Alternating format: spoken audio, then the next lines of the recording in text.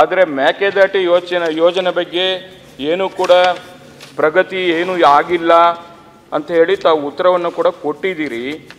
ಇವತ್ತು ನನಗಿರತಕ್ಕಂಥ ಕನ್ಸರ್ನ್ ಏನಂದರೆ, ಬಹುಶಃ ಇತ್ತೀಚೆಗೆ ತಮಿಳುನಾಡಲ್ಲಿ ಸಾಕಷ್ಟು ಮಳೆ ಆಗಿದೆ, ಅದು ತಮಗೂ ಗೊತ್ತಿದೆ. ಫ್ಲಡ್ಡು ಥರ ದೊಡ್ಡ ಮಟ್ಟದಲ್ಲಿ ಮಳೆ ಆಗಿದೆ. ಅಲ್ಲಿ ತಮಿಳುನಾಡಲ್ಲಿ ಇರತಕ್ಕಂಥವ್ರು ತಮ್ಮ ಆತ್ಮೀಯರು ಇದ್ದಾರೆ. ತಾವು ಅಧಿಕಾರ ವಹಿಸ್ತಾ ಕೂಡ ಅವ್ರನ್ನ ಕೂಡ ಕರೆಸ್ಕೊಂಡು ಅವರ ಸಹಕಾರನ ಕೂಡ ತೆಗೆದುಕೊಂಡಿದ್ದೀರಿ. ನಿಮ್ಮದೇ ಮೈತ್ರಿ ಸರ್ಕಾರ ಇದೆ. ಸನ್ಮಾನ್ಯ ತಮಿಳುನಾಡು ಮುಖ್ಯಮಂತ್ರಿಗಳಾದಂಥ ಸ್ಟಾಲಿನ್ ಅವ್ರನ್ನ ಮನವೊಲಿಸಿ ಇವತ್ತು ಕರ್ನಾಟಕ ಕಷ್ಟದಲ್ಲಿದೆಯಪ್ಪ, ಸಂಕಷ್ಟದಲ್ಲಿದೆ, ರೈತರು ಕಷ್ಟದಲ್ಲಿದ್ದಾರೆ, ತಾವು ಏನಾದರೂ ಮನಸ್ಸು ಮಾಡಿ ಇದಕ್ಕೇನಾದ್ರು ಒಂದು ಇತ್ಯರ್ಥ ಮಾಡೋಕ್ಕೆ ಒಂದು ಅವಕಾಶ ಯಾಕೆ ಮಾಡ್ಕೋಬಾರ್ದು ಅಂತೇಳಿ ಒಂದು ಮಾತುಕತೆಗೆ ಯಾಕೆ ಮುಂದಾಗಿಲ್ಲ? ಒಂದು ಸನ್ಮಾನ್ಯ ಮುಖ್ಯಮಂತ್ರಿಗಳು ಇಲ್ಲೇ ಕೂತಿದ್ದಾರೆ, ಅವರು ಕೂಡ ಇದ್ರ ಬಗ್ಗೆ ಭಾಳಷ್ಟು ಮೈಸೂರು ಭಾಗದಿಂದ ಭಾಳಷ್ಟು ಗೊತ್ತಿರತಕ್ಕಂಥವ್ರು. ನಾನು ಹೇಳೋದು ಏನಂದರೆ, ಒಂದು ಈ ಮೇಕೆದಾಟು ಯೋಜನೆಯನ್ನು ಯಾವಾಗ ಅನುಷ್ಠಾನಗೊಳಿಸ್ತೀರಿ, ಮತ್ತು ಅದಕ್ಕೆ ಏನು ಪ್ರಗತಿ ಏನಿದೆ ಅದ್ರ ಕೆಲಸಗಳನ್ನು ಜಮೀನು ವಶಪಡಿಸ್ಕೊಳ್ಳೋದಾಗಲಿ, ಅದರ ಕೆಲಸ ಶುರು ಮಾಡೋದಾಗಲಿ, ಮತ್ತು ಈಗೇನು ಸುಪ್ರೀಂ ಕೋರ್ಟ್ ಬಗ್ಗೆ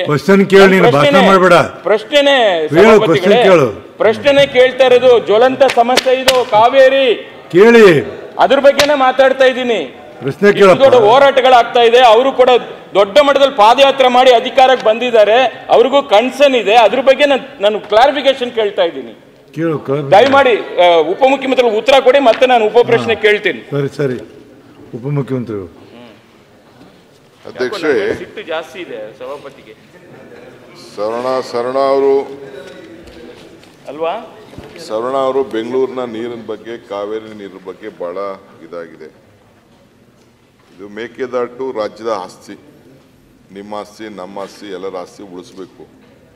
ಬೆಂಗಳೂರು ಜನಸಂಖ್ಯೆ ನಾ ಹೇಳ್ದಂಗೆ ಈಗಾಗಲೇ 70 ಲಕ್ಷ ಇದ್ದಿದ್ದು ಒಂದು 20 ವರ್ಷದಿಂದ ಈಗ 1,40,00,000 ಆಗೋಗಿದೆ. ಕುಡಿಯೋ ನೀರು ಬೇಕು. ಎರಡನೇದು, ಮೇಕೆದಾಟು ಆಗೋದ್ರಿಂದ ನಮ್ಮ ತಮಿಳುನಾಡಿಗೆ ಜಾಸ್ತಿ ಅನುಕೂಲ, ಕರ್ನಾಟಕದಕ್ಕಿಂತ. ನಮಗೆ ಪವರ್ 400 ಮೆಗಾವ್ಯಾಟ್ ಪವರ್ ಸ್ವಲ್ಪ ಅನುಕೂಲ ಆಗ್ತದೆ, ನಂಬರ್ 1.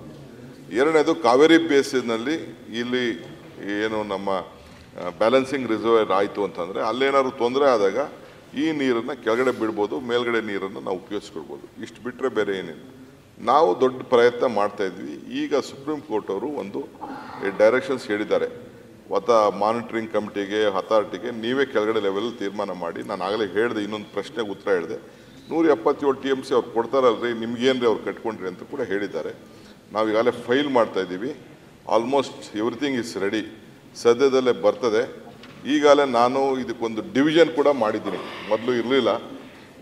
ಇದನ್ನು ಮೇಕೆದಾಟು ಯೋಜನೆಗೆ ಒಂದು ಸಪ್ರೇಟ್ ಡಿವಿಷನ್ನ ಬೇರೆ ಕಡೆ ಎಲ್ಲೆಲ್ಲಿ ಡಿಫಂಕ್ಟ್ ಹಾಕಿದ್ರೆ ತೆಗೆದುಬಿಟ್ಟು ಇದನ್ನು ಮಾಡಿದ್ದೀನಿ. ಈಗಾಗಲೇ ಕೆಲವೆಲ್ಲ ಎಲ್ಲಿ ಜಮೀನು ಖರೀದಿ ತೊಗೋಬೋದು, ಎಷ್ಟು ಮುಳುಗಡೆ ಆಗ್ತದೆ, ಅದೆಲ್ಲ ಕಂಪ್ಲೀಟ್ ಸರ್ವೆ ವರ್ಕ್ ಎಲ್ಲ ರೆಡಿ ಮಾಡಿ ಇಟ್ಕೊಳ್ತಾ ಇದ್ದೀವಿ.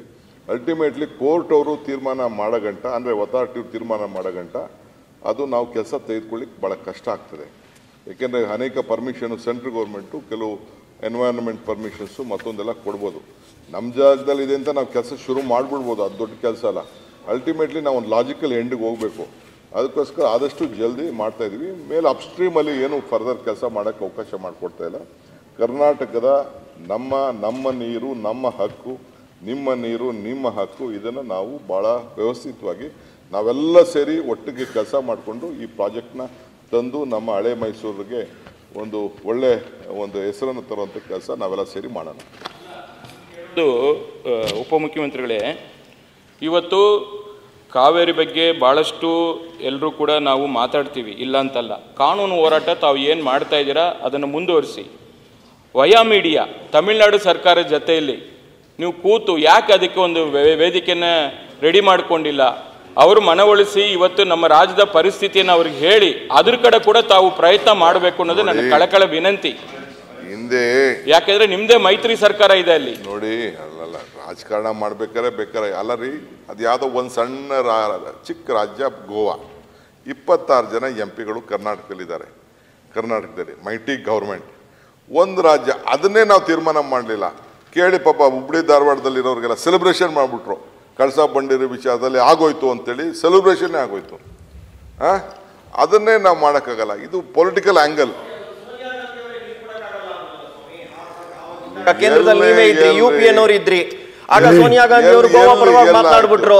ಅವಾಗ ಅವ್ರು ದೊಡ್ಡ ಮನಸ್ಸು ಮಾಡಿದ್ರೆ ನಮ್ಗೆ ನೀರು ಸಿಕ್ಬಿಟ್ಟಿರೋದಲ್ಲ, ನಾವು ರಾಜಕೀಯ ಮಾಡಲ್ಲ. ಈ ಸಂದರ್ಭದಲ್ಲಿ ನೀವು ರಾಜಕೀಯ ಮಾಡಬಾರ್ದು.